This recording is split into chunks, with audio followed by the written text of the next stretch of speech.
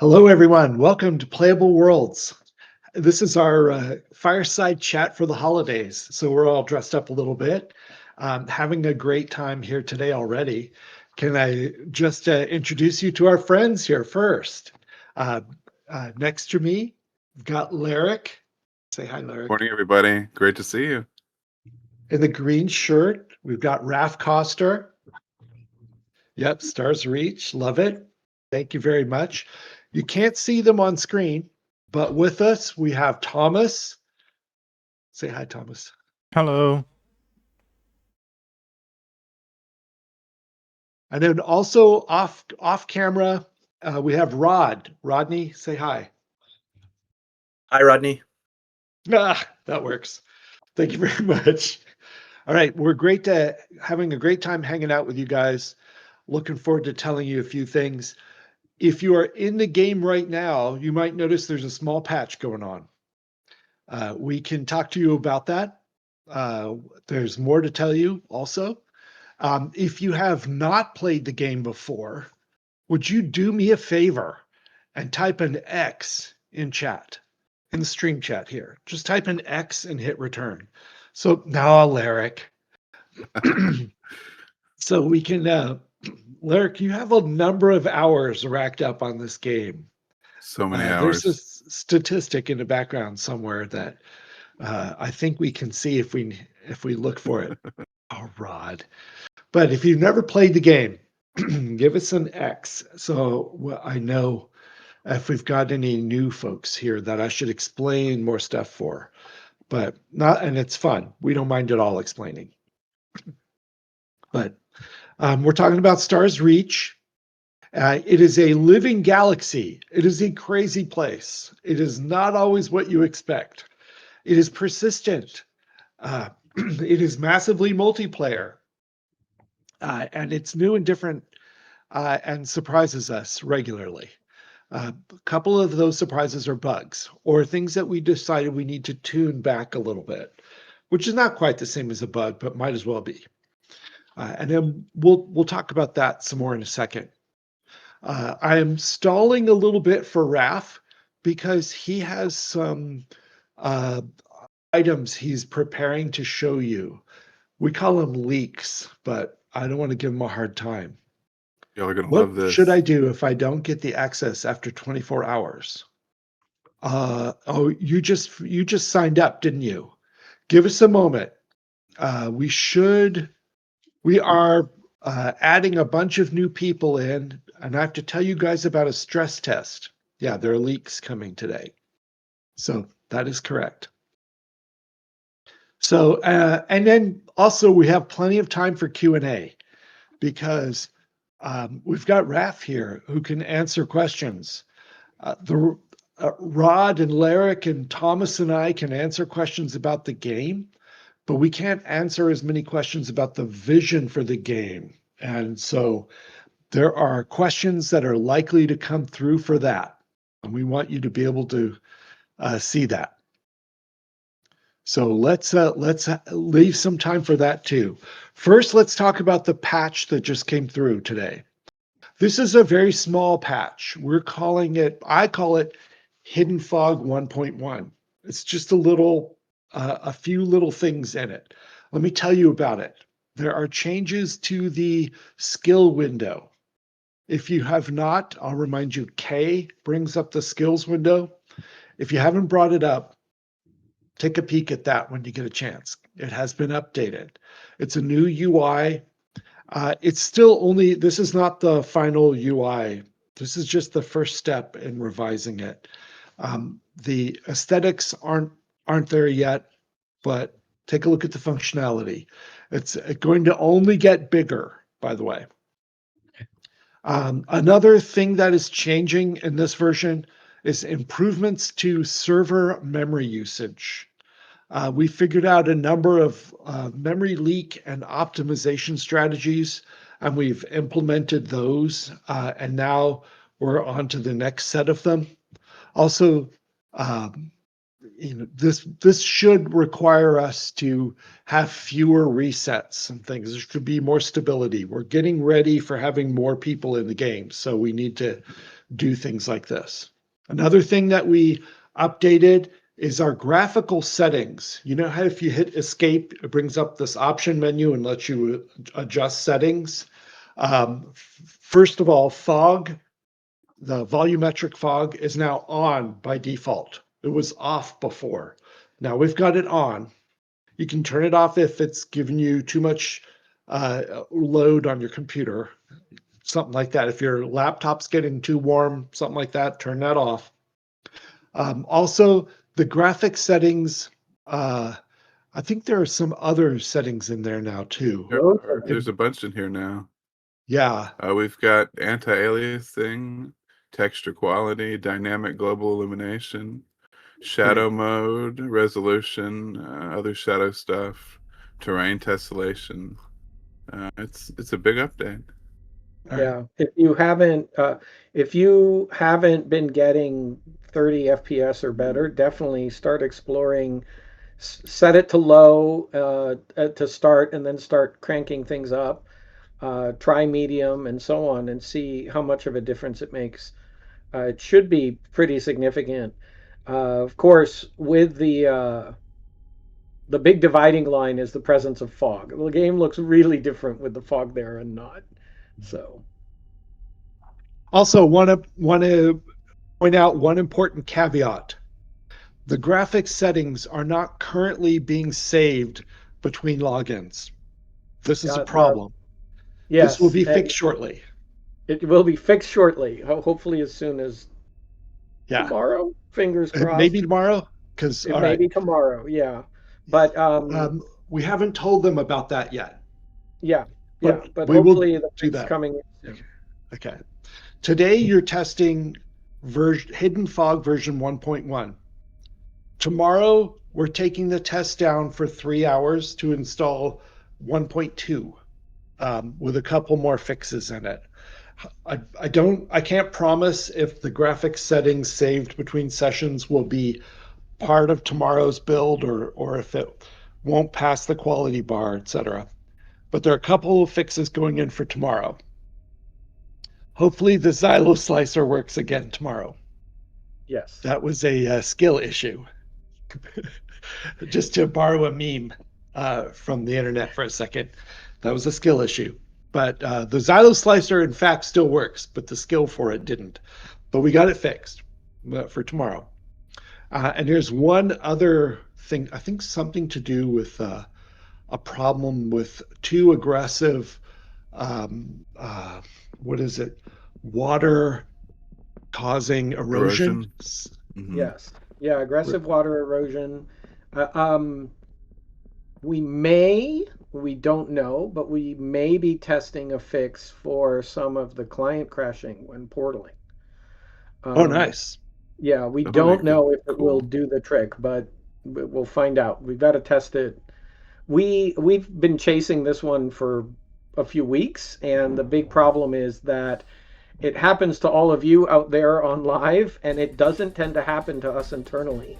And the reason we think is because it's related to how developed your characters are, how much you have in inventory, that kind of thing. So we've been doing things like handing ourselves hundreds of items and trying to go through portals over and over, but it just doesn't happen as consistently as it does to all of you. So we have a possible fix, but we really need to roll it out and see if it makes it better. I think there might be even more memory leak things for the server also hitting in this update thing. Nice. Gunk is asking about lighting issues with fog or no fog. Yes, and I want to say there are some things related to that are not, they're not in today, but maybe in tomorrow. Oh, I thought there were some that were in today's build, but you're more in touch with I haven't logged in today. Maybe they can tell us. Leric, have you been in the hallway today? I've not been in the hallway. No, I'm at the space station. I've been in the hallway today. Also, with the settings, previously we had fog on off, but now you can do fog separately from the global illumination, which is all the light bounce stuff, right? So it's worth trying out the lighting issues with all the different combinations to see which way might cause the looking dull part. Nice. Okay. This is looking good. Okay. Yeah, I love the look All right. of the drawing. So, yeah, the hallway itself, by the way, I mentioned it, so I should say some more. We made some subtle changes to improve that scenario, all based on user feedback. Some of it might have involved lighting, actually. We also fixed a number of other bugs today that we didn't list out, but they're all useful. We're going to put this little mini notes up. We'll post it up at some point today. We're kind of running very quickly right now, so we haven't had time for some of the paperwork. This is going up today, and we're going to leave the test up until tomorrow. And then tomorrow at 10 a.m. Pacific, we're going to take the test down to install the 1.2 patch. Should be down for about 3 hours. Well, we're planning for 3 hours. I doubt they'll put it up early, but they might if everything goes super smoothly. You know how Rod is. He stays on top of these things and will put it back up if he can. And then it will stay up until Saturday morning. We need a big favor from you guys. On Saturday, we're going to do a stress test. This is our first real stress test. Yeah, thank you, Zakarin, for the TPL sign we're very proud of. Yes, we're going to we're going to have a stress test on Saturday. So we're going to stop the play test, switch to stress test mode for an hour, 11 a.m. Pacific to noon, which is 2 p.m. Eastern, which is 2000 hours Central European time.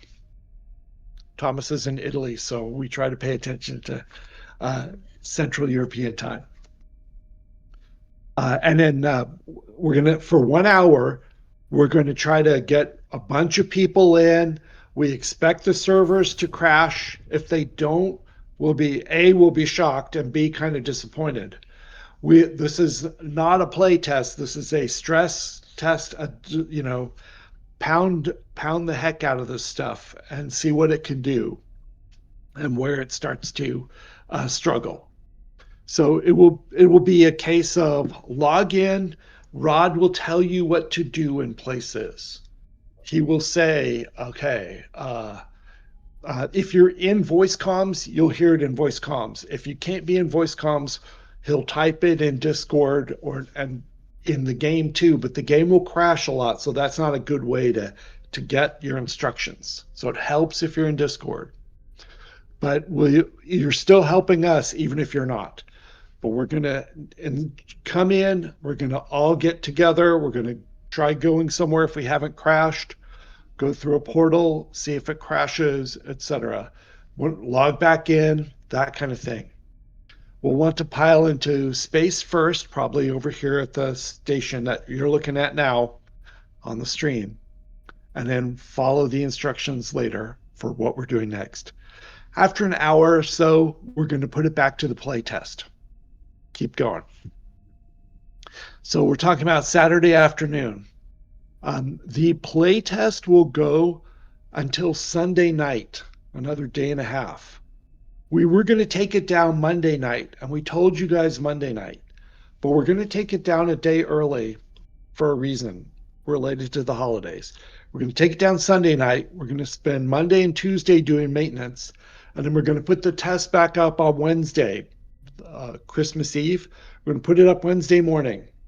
Usually we have Tuesdays and Wednesdays off the test, and then it starts Thursday morning and it runs till Tuesday morning. We're going to start it on Wednesday instead of Thursday, and we're going to run it through Christmas. And it will go to the 28th of December. I don't have visibility past the 28th of December yet. Sorry about that. But it'll run Christmas Day, Christmas Eve, Christmas Day, Boxing Day, a few more days, etc. Next Thursday is Christmas. I think some folks may be surprised to hear that, and I'm sorry, but you need to know. It's a week from today. We will have a little live stream in the morning, but it's just going to be me. Thomas has the day off with relatives and stuff. I'm going to try to solo stream by myself, and we'll have some fun. Come hang out if you're doing something. You're not going to miss anything critical, though. Yeah, we'll have fun though. That's an overview of the playtest. We're going to make a fancy graphic like we do. We're going to post it. We're going to put it in the newsletter. Leric is going to go in and update the events module in the Discord so you can see it in your own time zone and all that magic, and know what you're doing. It will be helpful. Okay. So let's go. Now we've talked about the patches. We've talked about the playtest schedule. Are you ready, Raph? Do you want to show them any leaks? Sure, I've been ready. All right. I'm going to shut up for a moment, and Raph's going to show us a few things he's been working on or thinking about or we've been working on. Yeah, what have you none been of working this is my on? work. None of what I'm going to show is my work. But yeah, we can get the screen share up and running. I just wanted to share a few things that we've been working on. As we've mentioned on the roadmap, we have been working towards essentially an entire newbie town and planet. This will be really the first dev-built city in the game, and it will also include quest lines for each of the starting professions and the like. And that means that we also need to spend time working on those starting professions. So this one here is actually showing you some of the early work on the bioscanner. This is part of xenobiology, where you can scan for specific creatures, add them to your collection, hunt around for them, and so on. The low levels of botany and xenobiology, just like for mining, are about finding things and adding them to your collection, right? So that's being worked on and coming in. Right now, players tend to jump straight to extraction, but that isn't our goal, right? We want you to build up your collection first, and then hunting for specific things needs to happen from your collections, right? So collecting is meant to be a really big part of the game. One nice thing is that collections, of course, are different on different planets. So as you visit different planets, you'll always have fresh collections to be putting together. Then here, just wanted to show off a cool visual effect, because stealth and concealment has been a thing that has been pending for quite some time. So yeah, here's our early take on it. We didn't want complete invisibility, but we wanted kind of a cool effect that would work well. So this is where we've landed. Let me see. I think I'll play that again one more time. This part of fleshing out the ranger stuff. If you browse through the skill tree, I think this kind of stuff is there, but things like stealth attack, letting you do alpha strikes, strikes from a hide versus a sneak state, things like that. You will have to unlock hiding before sneaking. So hiding doesn't let you move, sneaking does, right? That's the plan. So you'll be able to hide in ambush and do hidden attack, and then you can upgrade and learn how to sneak. And then from there, you'd be able to do sneak attack. Both of them will, of course, break your sneak, needless to say. But yeah, that stuff is coming. Next, I wanted to share some of the art that has been getting worked on for some of the player species. So this is some of the work on the Hugons. And we've actually got 3-player species to show you today in terms of how things are going. Couple of things to call out. You might notice on here that different antenna styles are here, not just so hairstyles and versus antenna. You know, the Hugons will be able to have varying antenna. That's the plan. Let me come in on a slightly different view so you can see them a little bit closer. But yeah, these folks are coming along nicely. We do plan to have different skin colors and skin tones and that kind of thing. But you know, this is all about the basics, right? Getting these folks up and running. Also, I didn't put it in here, but they do support all of the same kind of morphing that the other species do. So if you want a plump Hugon, you can have a plump Hugon. This here just slightly earlier version on the face here, but it does give you a sense of the scale for the Hugons. So work on them is ongoing.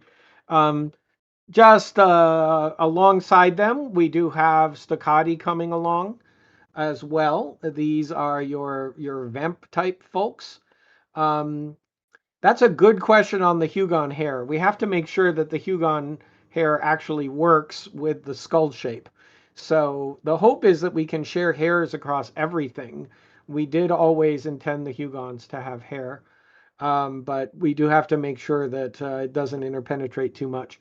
So we've done a fair amount of revising on these guys over time in order to try to get them to feel truly vampiric while and not look too human. So this is actually a slightly earlier take on the male. And then when we got to the female, we started feeling like, okay, now that's closer, right?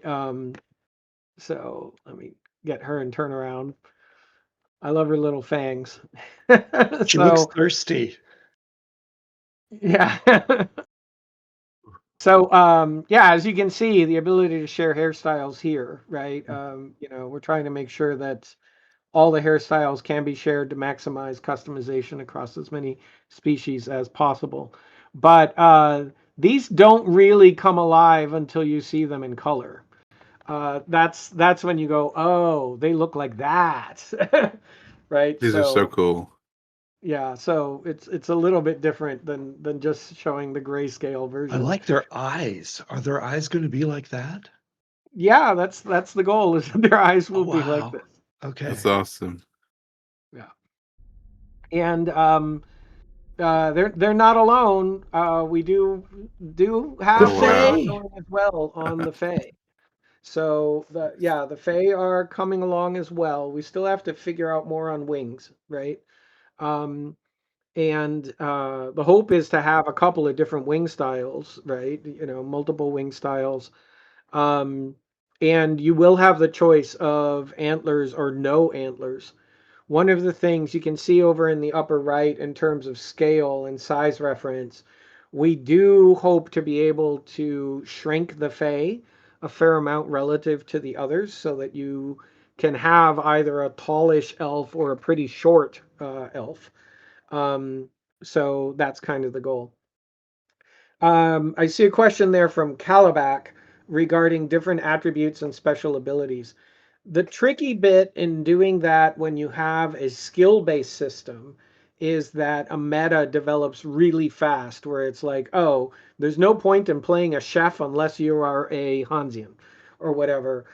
Because if you're not super, super careful with special abilities and attributes, it can lead to optimal combos. That's easier to avoid if you do classes, and we don't do classes, right? So we're tending to stay away from having too much in terms of species specific capabilities that would interact with the skill system, right? Jarek, I actually picked Hansian because you've mentioned it, because I pay attention. That's how I get so we're tending to stay away from too much, but we have talked about what we can do to add some more flavor to the individual species in a way that doesn't unbalance how it interacts with the skill system. So that's kind of the tricky line. We currently do not have plans for a lot of racial abilities in that sense. Mastery in a skill line does deliver special abilities, though. And if you look at the way the skill trees are organized, getting master in a line actually means you have to get multiple lines, and then the master box converges at the top of them. So, master skills actually require you to pick up multiple subspecialties within a given profession, which right now is not that big a deal because, so many of those skill boxes are locked. Right now, you can max out things really, really easily. But if you think about the way that we have combat right now, we have a couple of different pistols in the game. To be a master pistolier, right now you max out and you just get Omnishock, right? And you learn those specials and you're done. And then you move on, you learn Omniforce, and you could learn those and you're done. Master would require you to have mastered both of them and all the other pistols, right? In order for you to reach them, and would be providing special kinds of capabilities. So yeah, that's kind of the plan. That's the goal. Yes, we do want to have titles that fit into master skills. Anyway, that's the leaks I had for today. Was just some ongoing progress. These are great leaks. Thank you very much. That was perfect. Okay. We are open for questions, by the way. We are open for questions. I kind of like the idea of racial abilities that are unconnected to the race.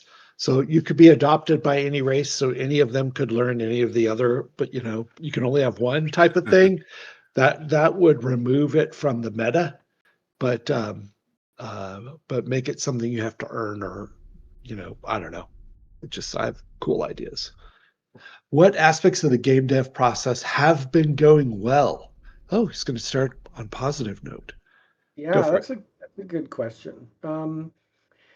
I would say that the process of building Haven is going pretty well. I think a lot of the pace on being able to add features, right? We've been spending a lot of time on QOL things and on, crashes and stability lately. But I think in the new year, people are going to see picking up the pace on adding features, not just not just this stuff. And Haven's probably going to be a pretty noticeable change to the way the game's played. And it'll be nice to be able to start fleshing out some of these individual professions more, right? Really getting into some of these skill trees and adding more stuff. I think the visuals upgrades have gone great. They took a long time, but they're there, and it's it feels like all that work paid off, not just in terms of the result in terms of how it looks, but also how it's gone in terms of helping us with performance, right? Client performance has definitely improved along the way. Now having the options will help more, right? So, yeah, that feels like it's going pretty good. There's a load of behind the scenes stuff that players don't even see that has made just huge strides. We now have, for example, a central galaxy-wide chat server and presence system, and that unlocks a whole bunch of stuff that isn't all there yet, right? But that will be the foundation for not just things like, basics like cross-server tel messages, but party systems and guild systems and eventually Newsnet and all of that kind of thing, right? Is tied in with it, right? Yeah. Like, and that's been a massive amount of rearranging things on the back end. We have, a whole suite of what we call shared services. and orchestration work that has to happen to get different servers up and running and coordinate them. And we've been migrating how we do a lot of that as part of this. And it's work that is hopefully almost entirely invisible to you guys, right? But um, it makes a really big difference in terms of the server stability, the robustness, and so on. As you know, we're currently testing cycling planets out, but with this new stuff, we will be able to set up automating that so that the galaxy can grow and shrink based on player activity and not just us manually adding planets and that kind of thing. So um, there's been tons and tons of work of that behind the scenes stuff. And I know that makes it look like the patches might feel like they're thinner. It's not because we're doing less. Believe me, we're doing more. It's just that there's so much stuff happening in the background. All right, I should answer the next question because the next question was from Poison Girl and said, "When the seasons change again, will the witch hazel change colors?" Very specific. Yeah, I have no idea if the witch hazel specifically is set up to change colors. I know loads of the flora are. I just don't know about the witch hazel. Does the witch hazel was in back when seasons were turned on, wasn't it? Does anyone remember if it changed before? Poison Girl would know. Yeah.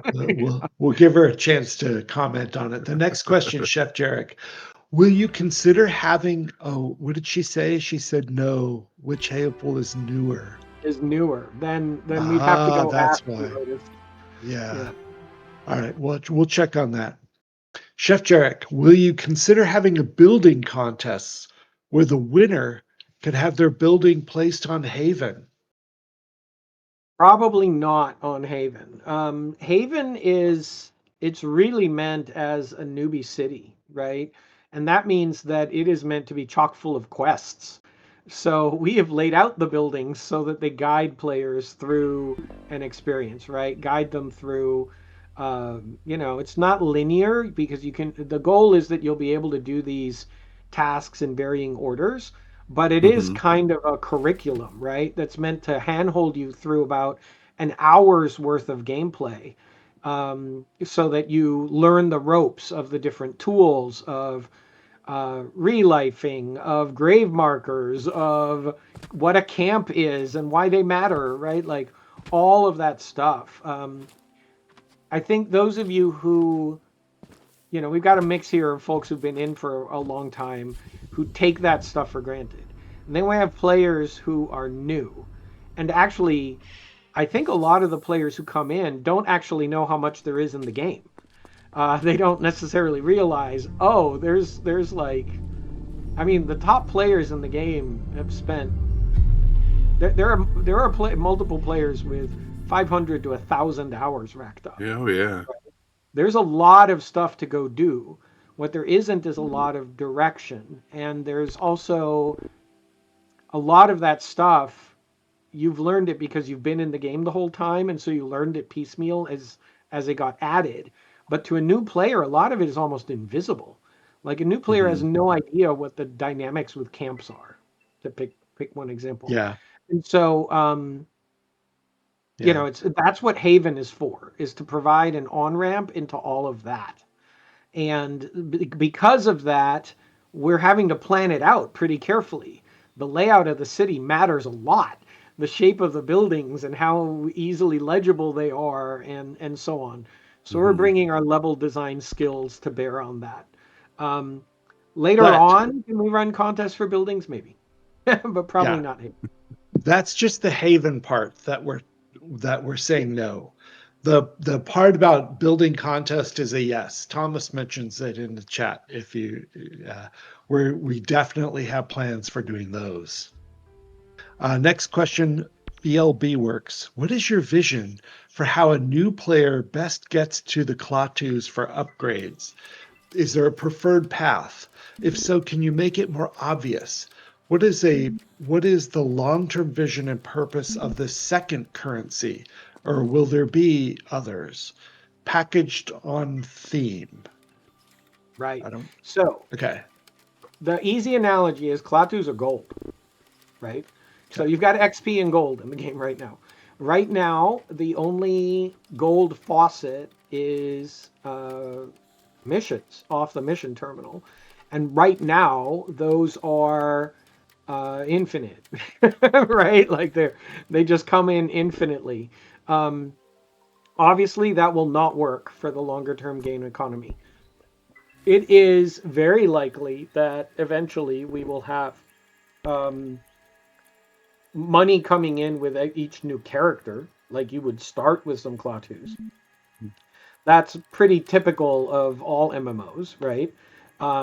We may grant that actually as part of your Haven training, right? Like we're figuring that out. But it's going to be it's gold, right? That means Klaatu's are going to be super important. I will say there has been a lot of debate about whether to keep the name because the K abbreviation is a bit confusing. So we'll see. Love to see more opinions on that. The long-term picture for Klaatu's is this is a game where everything requires maintenance from decay. And so gold is going to matter a lot. We know that players hate breakage and decay, but a game with a player-run economy needs it. It has to be present. And there's a number of things that we need to ensure have ongoing costs. And there's a variety of things that we need to do around item decay and breakage. There's really three main sources of breakage. One, some things just need to spoil, like food. So some of them will just be time-based.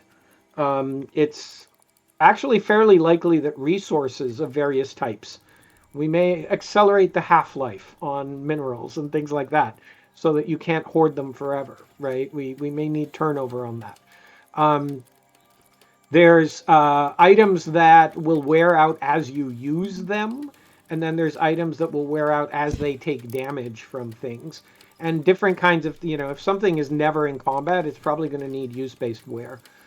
We also need to worry about how to put this. It's important that we have turnover at the high end of the economy. If people get super, super well established in terms of, let's say, a player city, well, running a city will have ongoing costs. It's going to cost Klaatu's to keep all of those facilities working and active.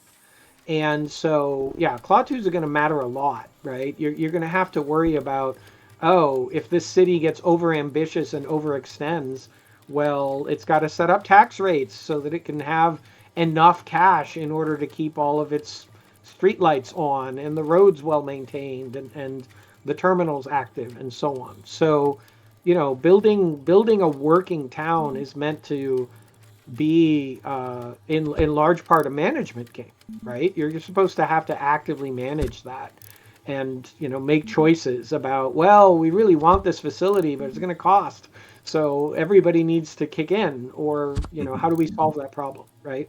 Maybe we can drive revenue by having successful shops that bring people to our planet, right? Those are the kinds of dynamics that we're aiming for. Okay. All right, we got a lot of questions still. I know. Right. All right. I can run over. It's good.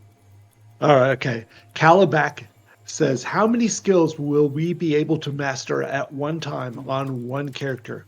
Will there be something like a finite pool of skill points?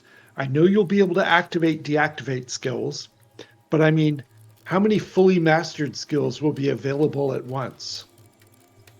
We haven't picked a hard number, but there will be essentially a finite pool. You will be able to go learn all the skills. And the finite pool is actually how many you can keep in practice at once. So if something is not in practice, it means that you can't use the abilities on it. That skill box is owned but inactive. And there will be a cap on essentially how many active skills you can have going. But you can actually learn them all. And there'll be a delay when you go to reactivate a skill, and it'll be a real world time delay just so that your toon needs to get it back into practice is basically our metaphor. But you'll be able to pick and choose, and because it will be just a numeric cap, we're probably not going to weight it by, how advanced the skill is or anything. We'll keep it simple. But we don't know the actual number just yet, right? And honestly, as we add skills, that number is going to change because we're going to base it on a proportion of available skills. It didn't feel to us like there were enough skills in the game yet to say you can now only use 1/3 of them, because there just aren't that many implemented yet, right? But once we have more in there, then it'll make sense to put that in. Okay. PC Lab Tech asks, are turrets still on the wish list? They're on the roadmap, actually. On the roadmap, yeah. Yeah, there's even screenshots of them on there. So yes, the thing is, turrets get unlocked by combat engineer, I believe. So we need to get to the point of having combat engineer so that we can put the turrets all the way in. Yeah, but they're coming. Tanucci asks, which well-known games would you compare Stars Reach to? Or which games inspired you? It reminds me a little of Astroneer, and I loved that game. I think the answer to this depends on when you count the start of Stars Reach. Yeah. I started doing outlines for what this game could be literally 25 years ago. So one way to think of it is that Astroneer and No Man's Sky spooked me.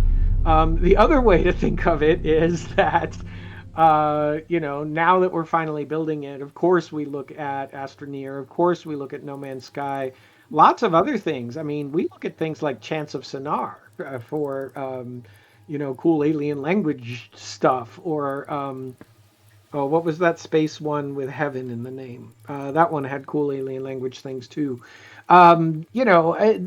We look at all kinds of games and we pull inspiration from all kinds of sources.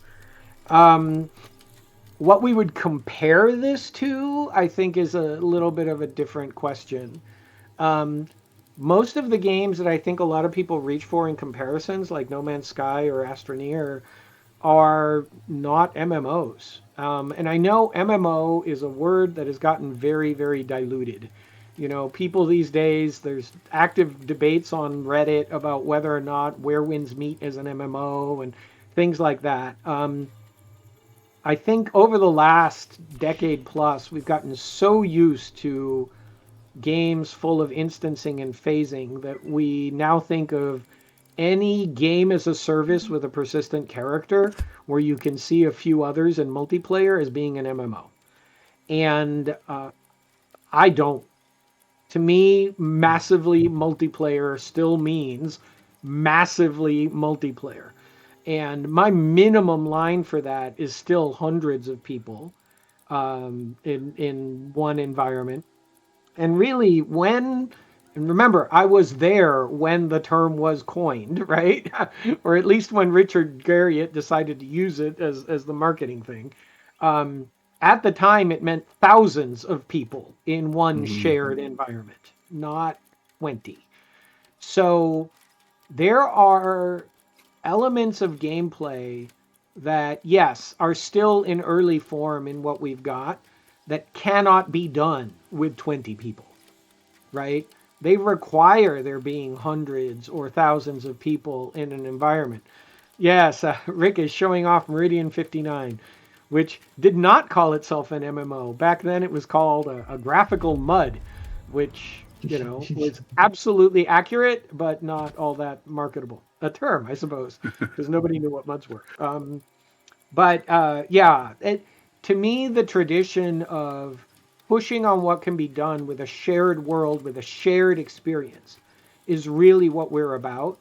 And in today's MMO market, a lot of that is a throwback to titles from a while ago, right? Because modern titles, many of them are taking their cue more from Destiny, or other titles where it's really party-based adventuring, right? Mm-hmm. So yeah, that's I would draw comparisons to that, and hopefully we're pushing in new directions in terms of what can be done with that kind of scale, right? Because that's really the canvas that we're trying to paint on is what can you do with, society level scale, right? Mm-hmm. So yeah, that would be my answer. Yeah, I gotta Thank you admit. for this question. Yeah, I gotta admit, and don't take this the wrong way, and Rick, don't look at me askance, but every time someone goes, "Oh, well, Stars Reach, isn't that just No Man's Sky?" And I'm like, No. no, like if you dig a hole in No Man's Sky and you leave and you come back, it's not there anymore. And if you go and you build a town in No Man's Sky with your friends, there aren't really any citizens there, and there's no commerce there. And there's no, like, I'm not putting it down. It does what it does phenomenally well, but they're chasing a different goal, right? Mm-hmm. And what we're after, I keep thinking of it as a living galaxy. That's what we're aiming for, a living galaxy, and that includes the living denizens of that galaxy. It includes all of you. So that's really what we're aiming at. Lyra asks, how many characters do you estimate the average player will use? Is the skill system intended to push players into using multiple characters? Oh, it's intended to create interdependence between different players more than it is intended to drive multiple characters. Star Wars Galaxies famously launched with a one character per server rule. And that, it was controversial. It had an enormous positive impact on a whole bunch of things. It is probably not viable today to do that. And we don't have multiple servers. We have one big living galaxy. So that would feel just too restrictive to people. What we are aiming at doing more or less is incentivizing people to, having lots of accounts and varying identities and lots of alts can be very damaging to the community and the economy, right? If people end up trying to do everything themselves.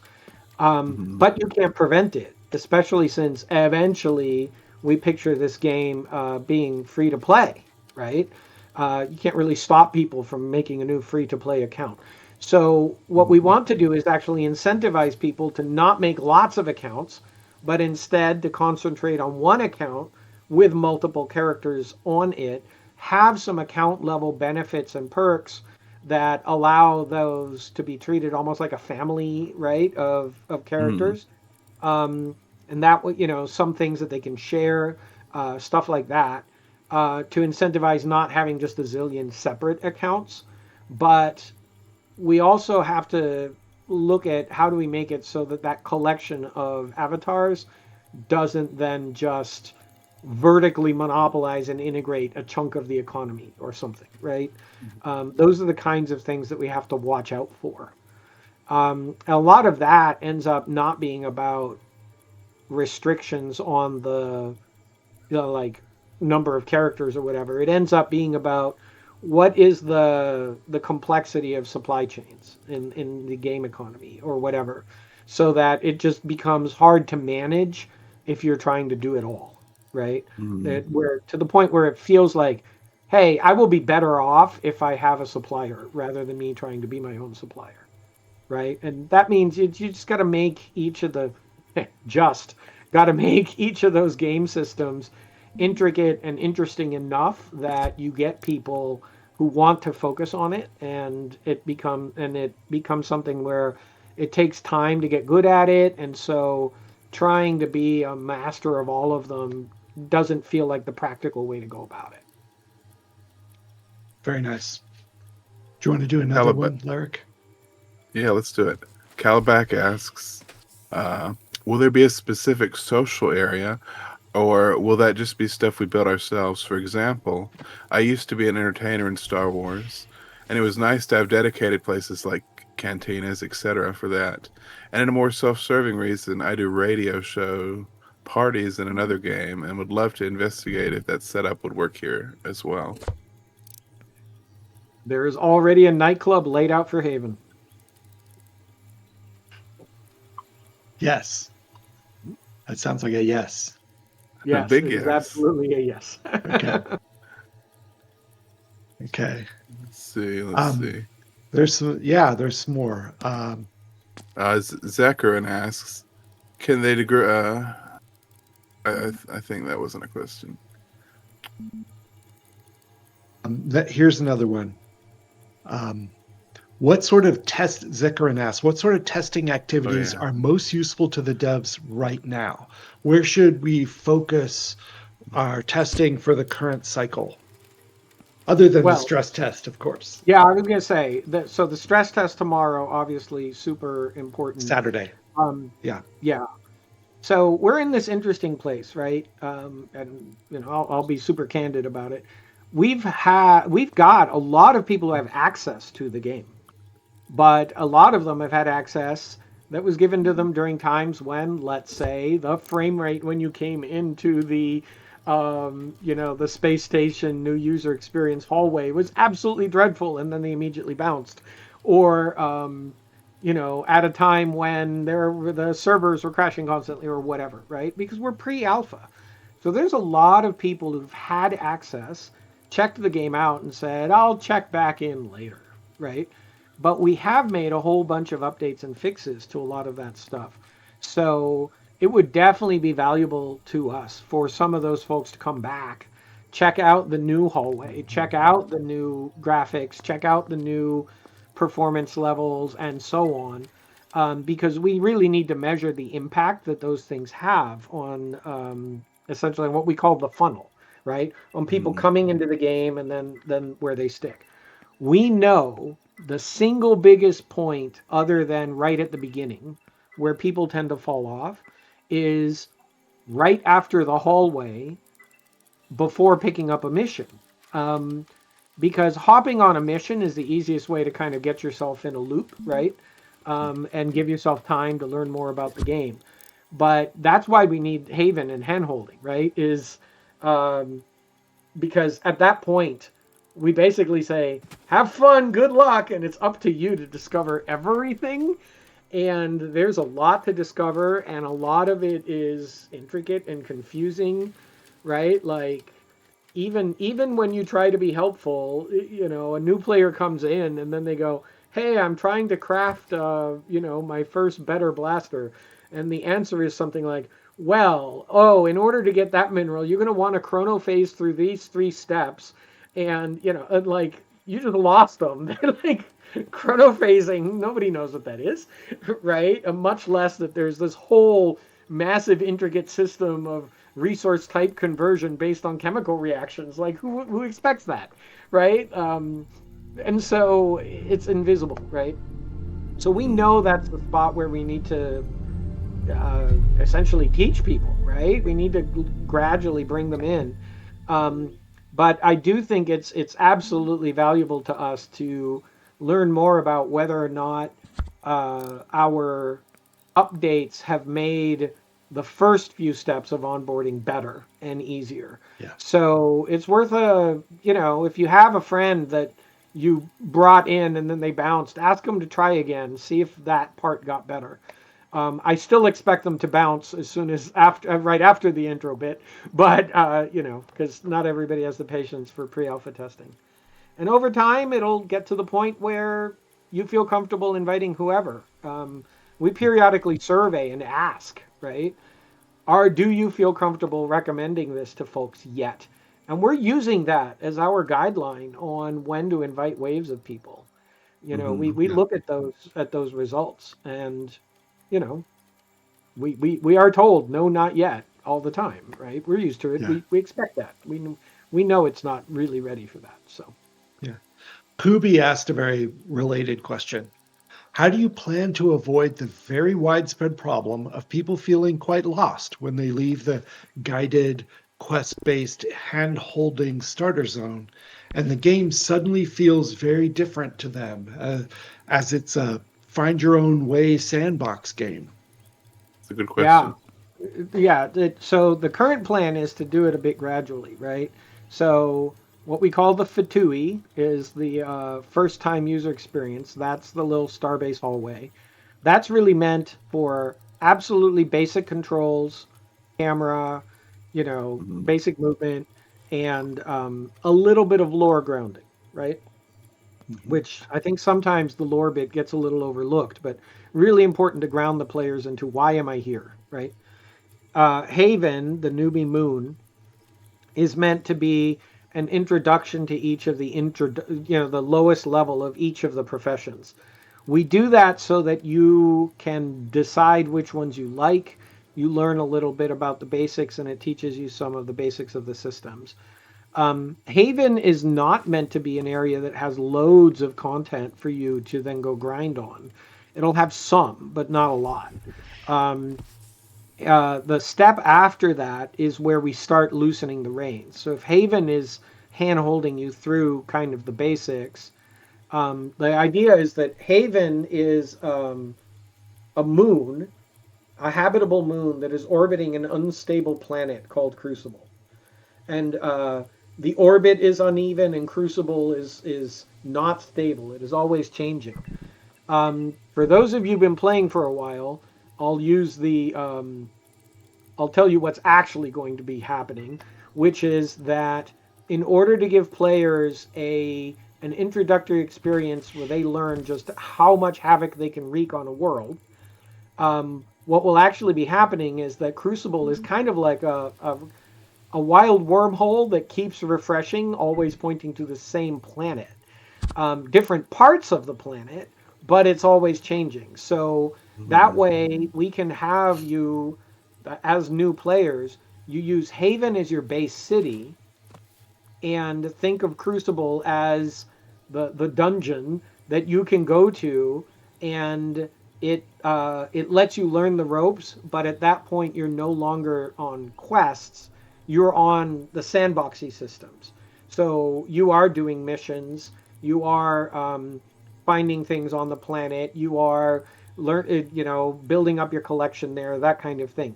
So if Haven is like your parent is holding the bicycle while you go, Crucible has some training wheels, but that's it.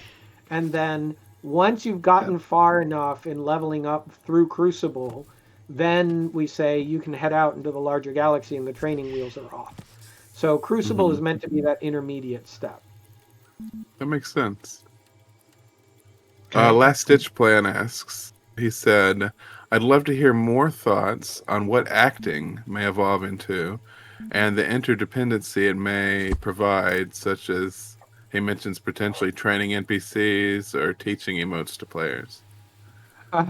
Yeah. So first, I'll say acting is we have a lot of higher priority skill trees. I'll put it that way. It's near and dear to my heart, but it is also not top urgency, right? Because it does sit.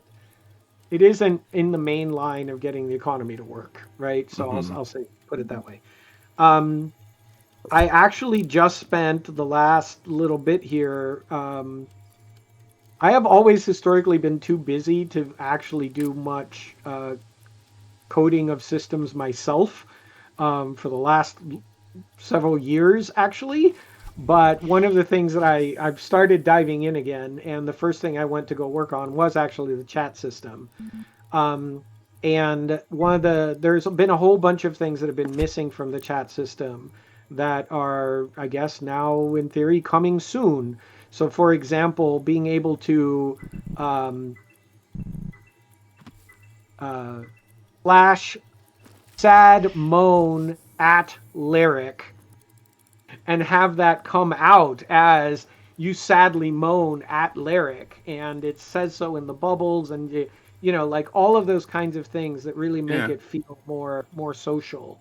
Perfect. Spatial chat, all of that kind of thing. I said moan. We're all used to just typing the default, just typing in the chat box and it comes out as default say. But I've added like 50 or 60 versions of say You can intone, you can proclaim, you can recite, you can do all of those kinds of wonderful. things. We have had all of those moods, both one shot and permanent. One of the things that when I did moods for the first time in 1996, clear back on text mods, we actually skill gated a lot of it behind an eloquence skill. And Dave and I are talking about doing the same so that Mhm. players need to learn a little bit of acting or rhetoric or whatever we Yeah. call it in order to have access to all of that stuff. So role players might go and pick up those skills so that they have all of that cool flexibility. It is part of the reason to gate it like that is because it is fundamentally like command line, right? Like um, we're probably never going to build a GUI that handles 60 alternates way to say, right? Like it's just not a thing, right? So it really is for the players who really want to engage in that kind of role play and stuff. Mm-hmm. A good example that actually I've been fighting some of our chat system plumbing, but I think we figured it out. Is in a lot of games, whisper is just an alternate tell, Mm-hmm. right?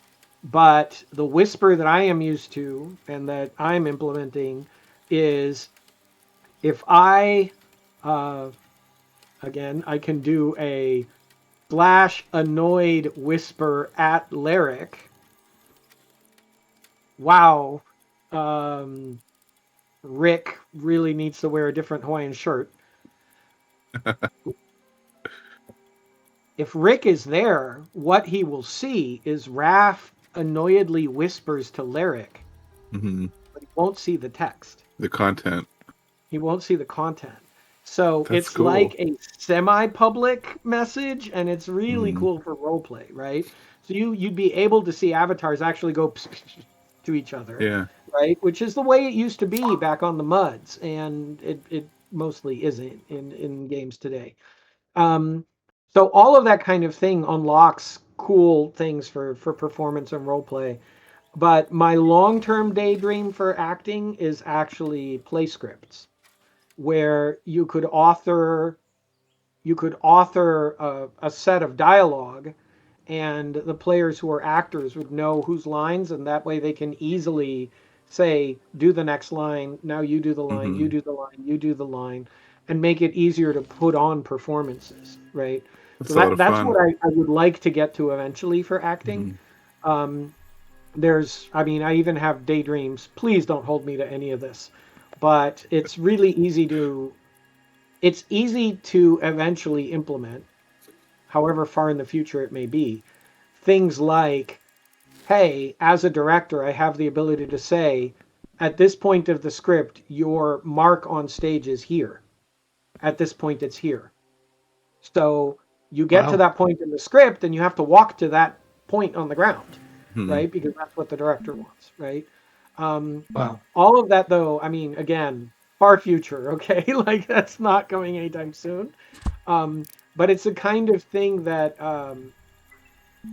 the leadership skill has some of that stuff meant for it as part of formations for combat. Like things like, oh, we're all going in let's do a follow, let's all go, but we stay in this group, we stay in this formation, right? Mm-hmm. So once we get that stuff and things that are more core, we can use it for fun things like, oh, offset positions can be used for dancing, they can be used for acting, right? And then the dancers know where they're supposed to be standing, Mm-hmm. stuff like that, because we can That's a ride lot on of top fun. of systems. Yeah. But again, all of that stuff, we've got to get core things in first, right? Nice. So the fact that this stuff exists in like vision docs or whatever, please don't like affix hopes, dreams, or dates to any of it yet. It's all like out there, right? We've got to get core things working first. We've got, our priorities have to be right. Makes sense. I'll poke at Rod. Rodney's already gone. Why are you working on this chat stuff? Really? Oh, Rod. Let's skip to Chef Jarek's music question, and then Another Baldrigue far has future, an right? RP question. like a lore question. But yeah, Okay. Chef Jarek is saying, is the musician gameplay going to be more like a rhythm-based game? So What are you I picturing? really liked Lautro's music system with freeform music. We tried getting that into Galaxies, and before Lautro was around, and they wouldn't let me. So the original spec for musicianship in Galaxies included players being able to author music, and we even went so far as to hold meetings with ASCAP and whatnot about it. And the lawyers, the combination of Sony lawyers plus Lucasfilm lawyers resulted in it not going anywhere. But Lotro has proven that players really enjoy it, right? So I would like to take it in that direction. That doesn't mean that some kind of timing based thing might not be part of it. But yeah, I'd really like to support things like ABC notation and that kind of thing. Nice. That will be a lot of fun. Okay, Baldrigue asks a sort of a lore question. Since most of the things are provided by the servitors. Is it Baldrige or Baldrigue? I don't know, actually. But there's no second D, so maybe we'll find out. Anyway. Raph said it right. He said, crap. Baldrige says, since most of the things are provided by the servitors, and these servitors have a Klaatu component to their cost, what are servitors doing with the Klaatu? Obviously not the stuff you're putting into the GovBot, because that Klaatu is, in an account for you to use, etc. But the stuff that you put into their vending machines and stuff, what are the servitors doing with that money? Since they're just robots, right? Yeah. Just so robots. It's been a bit since we had a lore drop. We haven't really talked about any of the details of the bargain, right? The bargain with a capital B is the relationship between, at this point, between the TPL and the servitors, right? And there's a lot of mystery there, right? Those of you who read the last story, which was the working lunch, might recall that at the very end, we saw that the relationship between servitors and the TPL, and particularly special projects, is a little bit interesting enough that at times they may be somewhat adversarial, right? I mean, the story of Another Working Day was substantially about Commissioner Bunton and the Girton assistant subverting the will of the servitors, right? And now the servitors, of course, not necessarily happy with that. So we also know, of course, that because you're experiencing it, that the servitors are quite willing to, send flying robots after you to kill you within the game, because that's in the game now. They'll come after you if you cause too much ecological damage. So the question of why are there maintenance fees? What are the Klaatu's? What is it that the TPL owes the servitors for all of the technology that the servitors are allowing them to have, right? Mm-hmm. That question is still open in the lore. We haven't talked about it. Instead, we're still hinting, right? So I guess the answer is you're going to have to wait and see. Like, why don't the servitors just give the TPL everything? Is the first question you should be asking, right? Yeah. What are they holding back and why, right? And that's tied up with questions of what happened to the old ones. I mean, if the old ones are chased away, well, you probably should be terrified of whatever chased them away. If the old ones reached metaphysical apotheosis and translated into higher dimensional beings, then why are the servitors acting the way they do, right? Are all the servitors as loyal to the old ones as they claim, right? All of that are questions you should be asking. right? Yeah, but I don't want to give stuff away. We want to save it for future stories, right? Mhm. I mean, I I love can't the tell you lore. how much I want to move on to stories about the corruption, but I can't. I have so much stuff outlined about the corruption, and we cannot tell those stories yet. We have to No. keep going on more of the servitor Too stuff. soon. It's too soon. That's right. Thank you. Thank you. Toaster Trade, moving swiftly forward for obvious reasons. Toaster Trade asks, how in depth are player made missions going to be based on your vision board? Oh, I have somewhere. It'll take me too long to find it. I Yeah, actually no, have a don't go look for it now. Yeah, I have a sketch of what a mission entry GUI looks like. It's like looking for one specific gold piece in Smaug's hoard. Yeah, It's but Oh, I sword. mean, fundamentally, a lot of the core of player missions, and this is going to sound boring, although it isn't necessarily, the absolute bread and butter of player missions is probably going to be delivery quests, right? That's one of the commonest things that players are going to want. Hey, please bring this stuff from over there to here. I really need it. Is going to almost certainly be kind of the base use case that we need. But players, we have to cover the cases of what about if a player absconds with the stuff rather than delivering it, right? So the outline of how the system is meant to work is players will have call it mailboxes. That's what it's called in the docs right now. You'd have one at your house. There would be a post office in cities. Think of those as safe deposit boxes if you want. But they're mailboxes. They're more like a mailbox at one of those, one of the postal annex hole in the wall things with a zillion mailboxes, right? That's for people who don't have a home yet. Mailboxes are essentially secure delivery locations. So if you take a mission to collect something from somewhere and put it somewhere, it goes from a secure location that can be permissioned to a secure location that can be permissioned, right? And we'll start with mailboxes, and then if we add things like automated facilities, like let's say there's an automated refinery or something like that, then the refinery could be treated as a mailbox, right? Like you could take the thing straight to drop it in there, um, rather than it being delivered and then the person manually adds it, right? Um, but we'll start with the mailboxes. We have to cover the cases of there's a time limit. We have to cover the cases of do you need to post a bond? Certainly the reward needs to be held in escrow. Hmm.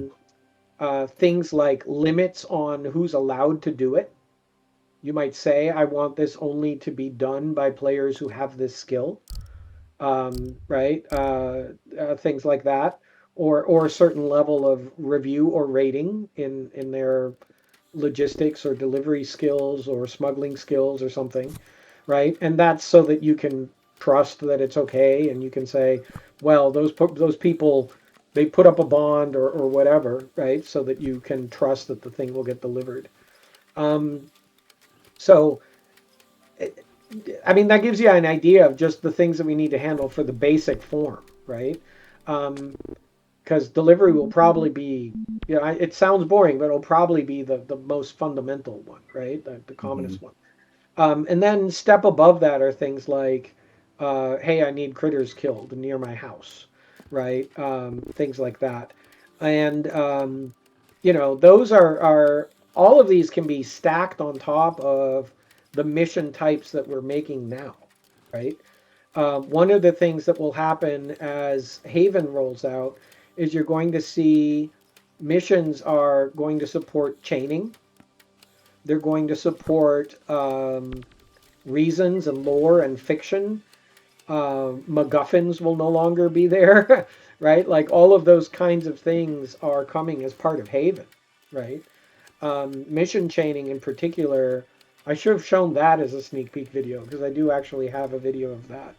Um, yeah, mission chaining is really cool, right? Like, oh, go find this thing. You get there, and it's, oh, this actually leaves a, you find a chest, but the chest has a beacon in it that points to a different location, and the beacon says, oh, well, so and so got kidnapped, so go kill the kidnapper, right? Like those kinds of things are the kinds of things that mission chaining allows.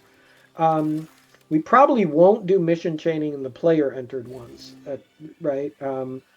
We'll start by just essentially giving you a one leg quest builder, and ideally we would leave in the ability for you to write your own fiction, because I think letting players add lore to the missions will add a lot of flavor to the game. Mm-hmm. That'll be fun. Jeff Derrick asks, could player merchants hire actual players, for example? I could add a punch-in terminal in my club. A dancer could log into the terminal, dance there for X amount of time, and get auto-paid Klatus from my bank account. Huh. That is a novel idea. Had not thought about that. Could be fun. But we like it. Yeah, I do like it. It is again, we've got lots to do. That is Semi-async. sort of an automating something that you can currently do by hand, which generally automatically means it has to be lower priority than getting dancing to exist at all. But so probably priority right below the basics, right? Mm-hmm. Nice. We try to be practical about this, right? It's really easy to build castles in the air around daydreams, around the future of acting or whatever. But it's super important that we get the basics in place, right? And do things in a priority order. Think of it like the late Brad McQuaid and I used to have this discussion all the time.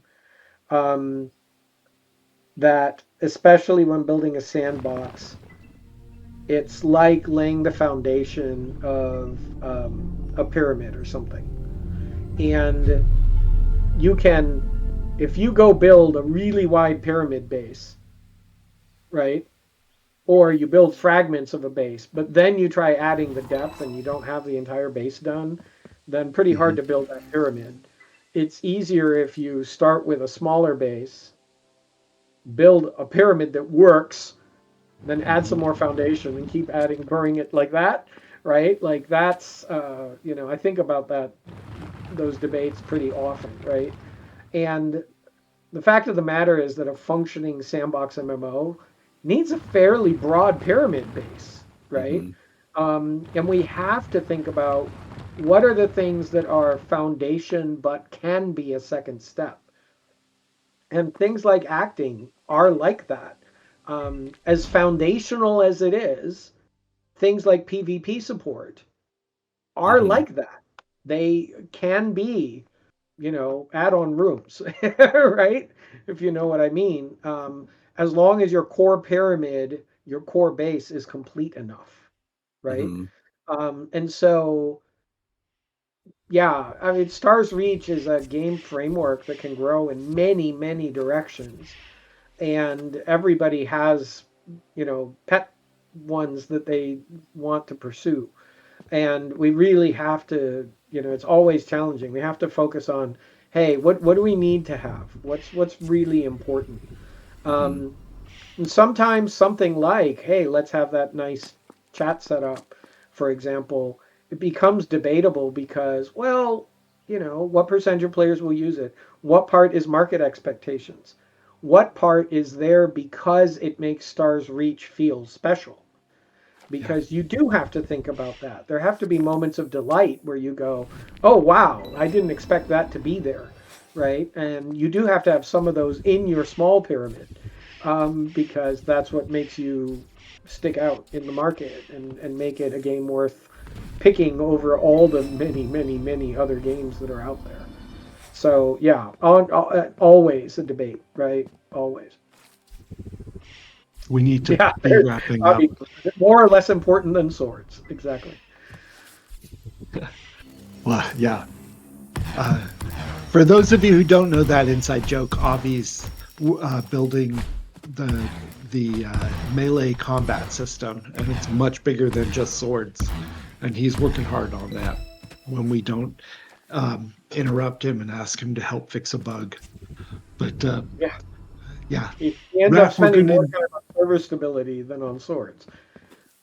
But that is the right pyramid order. That is true. That is true. Yes. Avi says, well, I'm working hard on memory leaks and stability and performance, which sadly are more important than swords. But yeah. We need to wind this down. There was a question about the launch party. We have not started working on that yet. Sorry about that, guys. It's a little bit the in the same future. priority order applies also here. Yes. Sorry about that. It's not just the code in the game, and it's all of it. Yeah. All right. Thank you all. Thank you, Leric. Thank you, Thomas, who's quiet over there running around like a headless chicken. I appreciate it. Thank you, Rod. Thank you, Raph. Thank you to the moderators helping with chat. Thank you to the players with the questions and hanging out. It's all appreciated.